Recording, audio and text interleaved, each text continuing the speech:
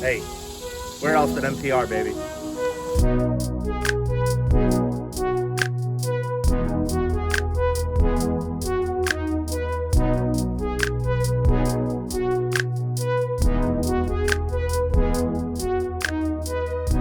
Have you ever put sunscreen on or bug spray on? Yeah, I find myself I need like 75 SPF, I think. Do you need some? I have some. I'm good right now. Okay. We'll get that. That's a good break in the video. Okay, that'll be the intermission. I heard that like up to 30 is like past 30 it's all the same or something. Have you heard that? I have not, but I have heard the hottest take I've heard is that your skin still gets the, like, if you put on a lot of sunscreen, you go out in the sun a lot, you still have the same risk of skin cancer than if you did without the sunscreen. Really? Yeah, I think that's the dumbest thing I've ever heard. Someone told me that once. Oh. I don't believe him one bit. See, you told me right there and I just believed it. I was like, damn, that's true. I'm gonna start telling people that. I just like to take information, and I miss the old days when people just pass stuff on, and now everybody could look everything up. I like when you could just, you say something and you're just like, yeah, I heard, that's what I heard, and people would trust it more. And now it's like, you heard, it's like, show me your sources.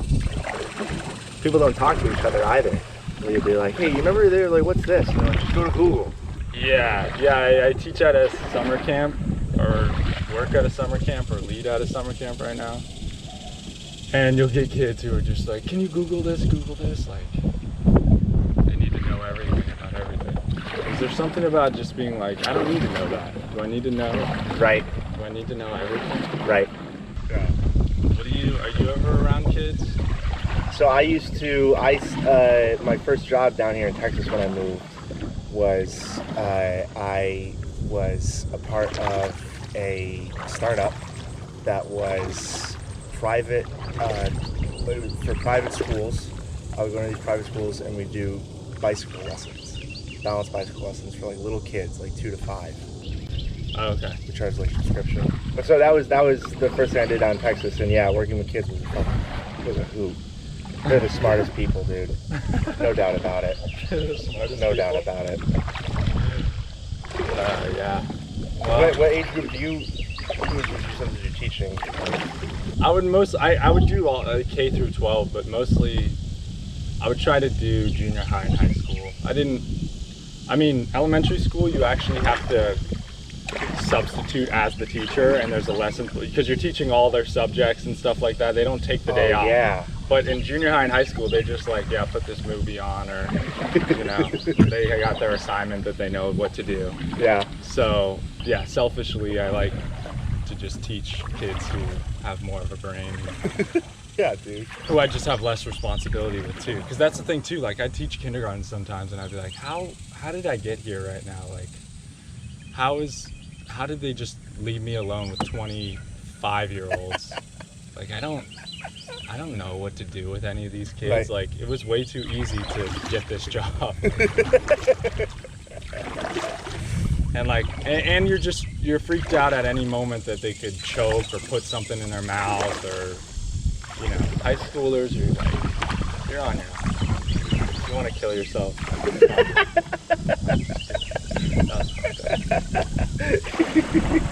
But the problem with like the older kids too is sometimes you don't get as much of the respect. Like, I'll be talking to a 5-year-old and they'll be like, how old are you? And I'm like, guess. And they're like, 45? Like, they don't know.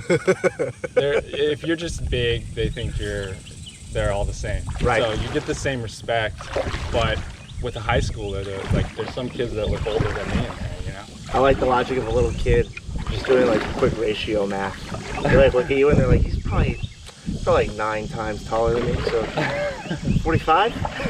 Yeah, and that's what they say sometimes too. Like, just the other day I had a kid, I was like, why would you think I'm that old? They're like, you're really tall. I love it. Is your grandpa really tall? Would that suck? What? If we grew taller as we aged? It would be interesting. There'd be some mad cougars. They'd be real upset. All of a sudden they were 8'11". They're like, oh, god damn it. It would be cool too if they got taller and you got like more muscle as you got older. Like the oldest people were like the strongest. biggest, baddest. Yeah. That's how it should be, right? That's how it once was when we were clocking out at 35, 40. Yeah, that's true. But I think they also abused their bodies so much back then that, like, I mean, you look at old photos of somebody when they're like 35 and they look 55 or something like that. Yep.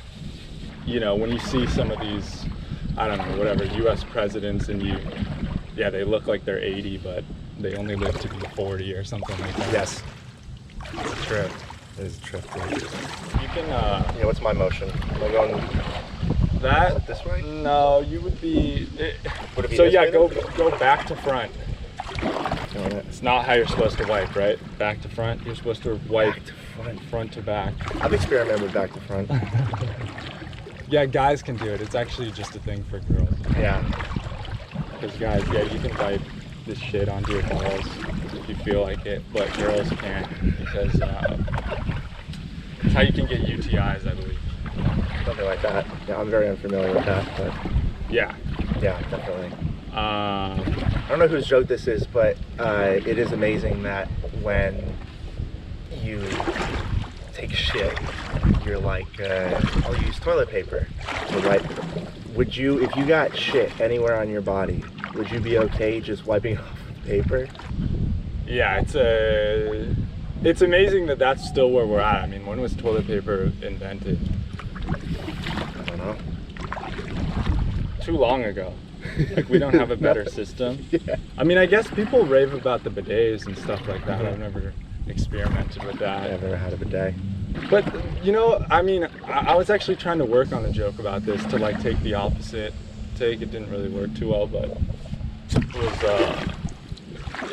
like, why is it so bad to have one spot on your body that just has shit on it, you know? Like, do we need to, like, does every part of our body need to be fucking crystal clean all the time, you know?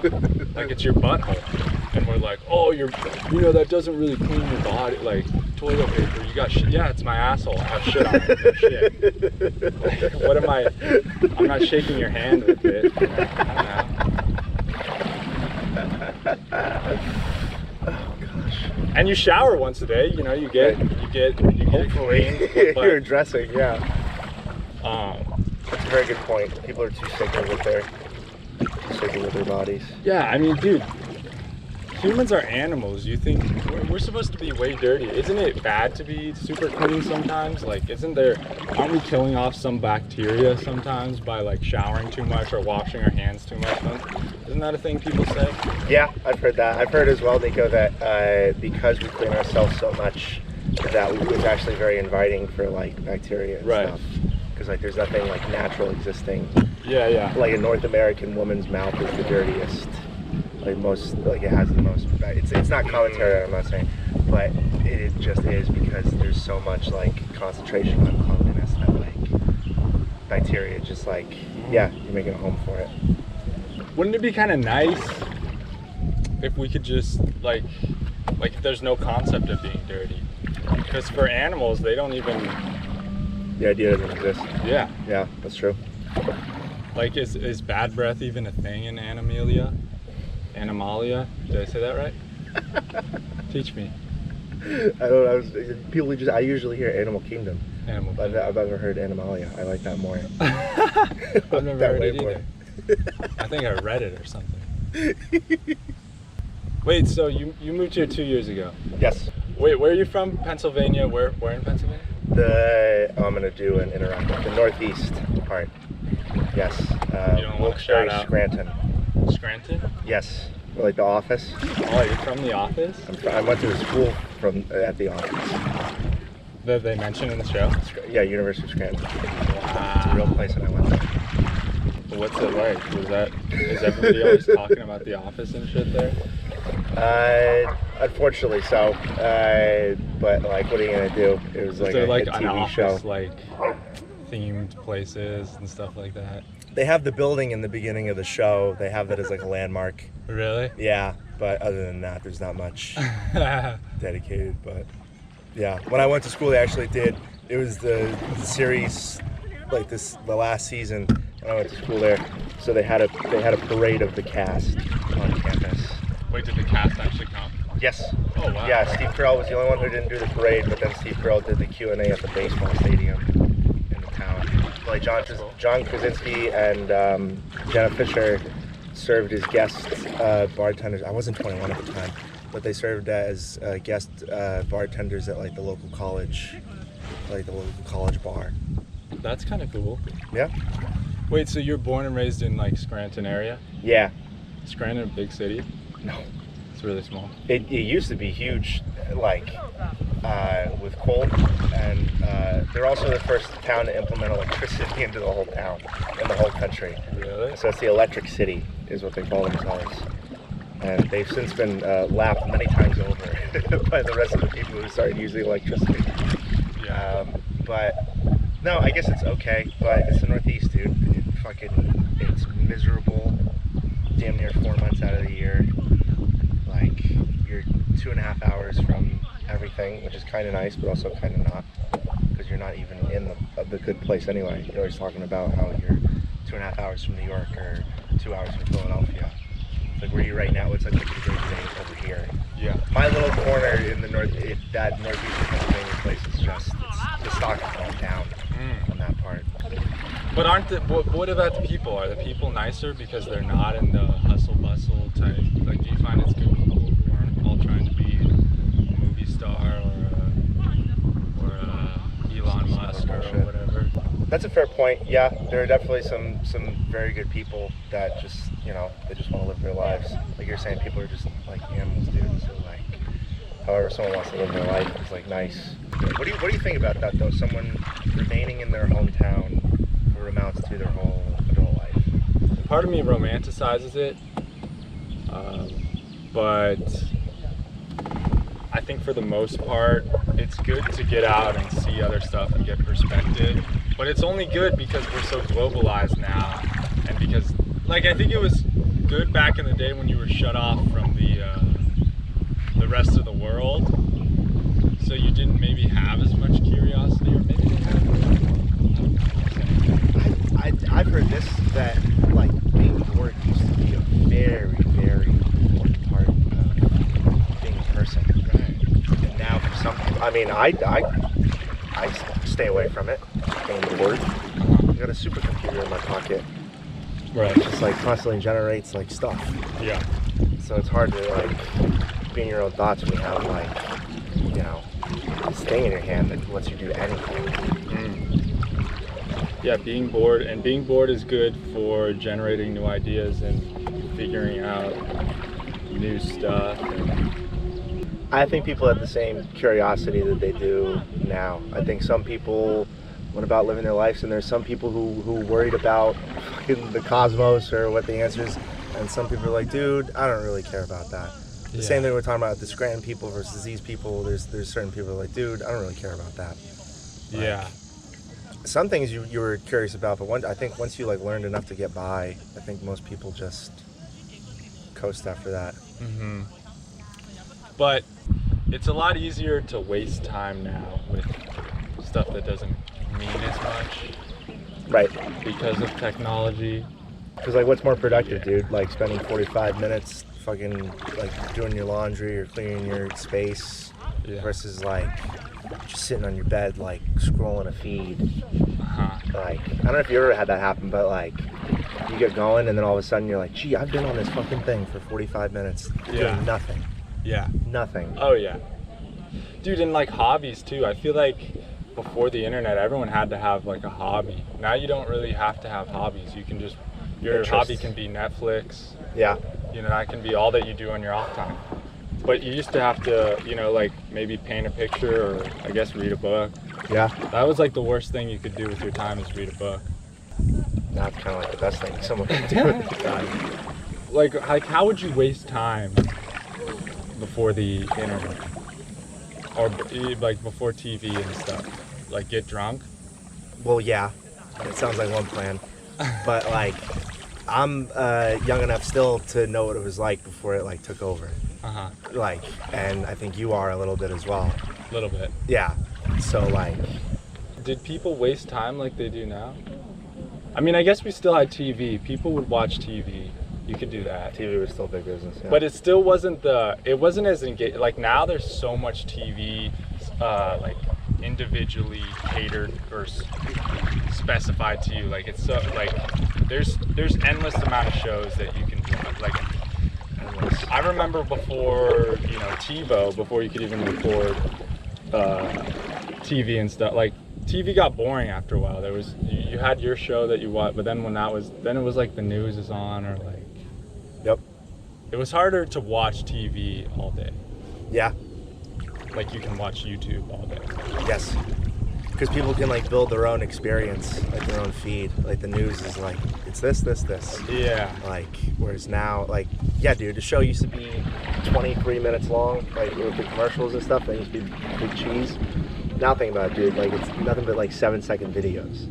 You could fill that same 23 minutes with just silly, like, Vine-style TikToks. And the social aspect too. Like now you can be social from your home, where you couldn't do that. You had to get out and about to meet people, to interact with people. Yep. The only way to contact someone was on the phone. But now, I mean, with like Tinder and Facebook and stuff, you can live your whole life like that. Yeah. I think that's a big problem. Yeah. Are you good about interacting and socially and being yourself around people? Or do you get nervous? Oh, I get nervous. Absolutely get nervous. There's always a feeling out part with like strangers. Yeah. Where like I'll put on like, I think everyone does that, right? Yeah. Like you put on like a first time mask. But I mean, overall I like people.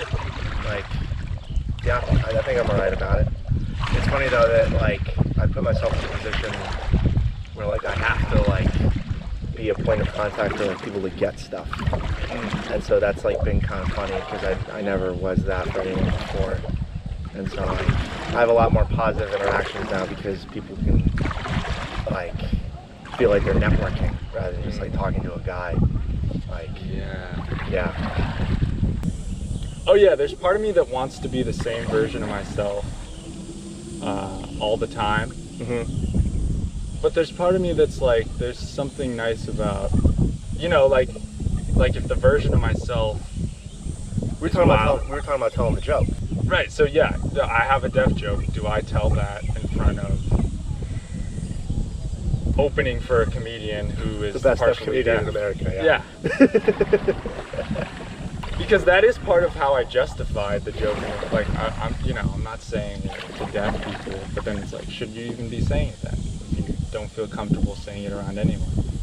But then also, you know, pretty much all of my comedy that I do, I wouldn't feel comfortable saying in front of my grandma, you know? Yeah. So should I be doing any of that? There's always going to be I don't know. Like that's what I think about too. Should I just act the way I act around my friends and comedians around my grandma and be like, what the fuck's up?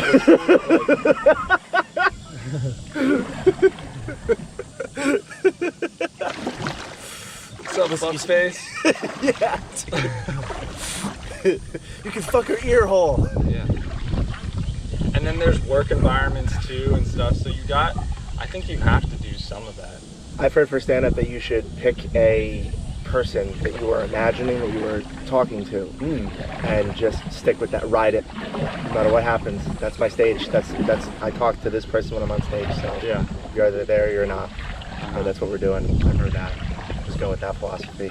Because if you're switching it up, you'd have to like gain the skill of that. Like if you were playing like a fucking retirement home, you'd have to do it like a dozen times before you were like, oh, I know how to play this group. Yeah. Like, yeah. And I've heard people's too, like, oh yeah, I don't change my set. I won't do a clean comedy show. Like, this is my art. This is my whatever, you know. Yeah. I don't know how I feel about that either. How do you feel about that? People saying that it's an art, stand-up comedy. I think it is.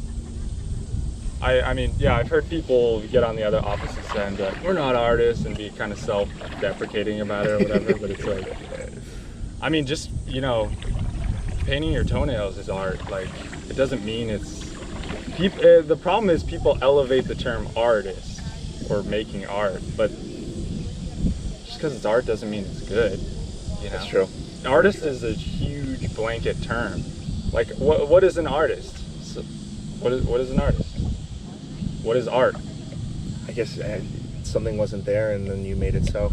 Yeah, it's not that much. Yeah. You can take a shit on your toilet and say that's art if you want. Yeah. I mean, Okay. I guess it's subjective. So just because you did an open mic doesn't mean you're Leonardo da Vinci now. Like, obviously. What do you think? With stand-up, again, maybe this is a pretentious take, but that it's more craft than anything, because your objective is to make them laugh as many times and as hard as possible. And so anything you do to achieve that, it's like more crafted in that way. It's crafted art because it takes so long. Like a painting, you do it once. You know, this is the painting. But a joke or like time on stage, you have to do it for years before it's like the best version of itself. So it's like evolving art. I guess I would be in the middle there, but I like the craft. I like the line about the craft just because it makes you kind of put your head down. Yeah. So when you get into the question of is it art or not, I say yes. But I would never go around being like, oh, this is my art. Or like I talked to a comedian once, and he was talking about how he had some show coming up and he was super pumped for it, and people were like congratulating him or something, and I was like, he's like, I'm really happy about this set or something, and I was like making a joke. I was like, oh, let me buy some jokes off you or something like that. And he was like, no way, dude. And I was like, but I was just kidding. But he didn't see that, so I was like, it's like I wouldn't sell my jokes for anything. And I was like, $1,000? No. $1,000,000? No. This is my art. There's no. I was like, $1 billion. You're not gonna give. He's like, no way, dude. I don't care if Joe Rogan came up to me and asked for one of my jokes. And I was clearly kidding. I thought he would have went along. But he took the bait, so you went more in. Right. And I was surprised that he was taking it so seriously. He was getting really defensive. He looked like kind of angry at me. Yeah. And thought, I guess, that I had $1 billion in my pocket. But I was just like, there's something about not taking something so seriously. It's fucking comedy. Yeah. Because you can't play comedy funny. Yeah. You're like, oh, man. But is a play art? Does that feel more like art to you than comedy? Shit. Acting? Because I think, I mean, as a stand-up comedian, you're the director, the actor, the writer, all in one. And so sometimes it doesn't look. It's hard because the material is usually surrounded by poop and dicks, and so it Right. it makes it seem less artsy or whatever. But what's the difference between a play production where you have 100 people putting it together, Yeah. and comedy where there's one guy just doing all the jobs? All the stuff. Yeah. I like that. Yeah. For some reason my answer wants to be yes, but in truth, the way you put it is exactly it. What do you love about being in comedy? I think about my contribution to it. That's one of the goals I have, is like mattering in the story of stand-up or comedy in general. So I have that as one of my goals for myself. So anything I can do it's shout out all the chop. It's being a steward of comedy. Oh yeah. Yeah. What can you contribute to this thing? Rather than what this thing can give you, what can you give this thing? What's up? Yeah. Yeah, that's awesome. Alden, he's super inspiring to me. He's man, there's so many good people in this scene right now, I feel like. Yes. I love it, and I feel so grateful for people like Alden and you. And so we get to the register, and my mom buys like aloe because they got sun poisoning. And the guy goes, like, he sees us and he sees the purchases we're making, and his line was, he goes, Mama said flip, nobody flip.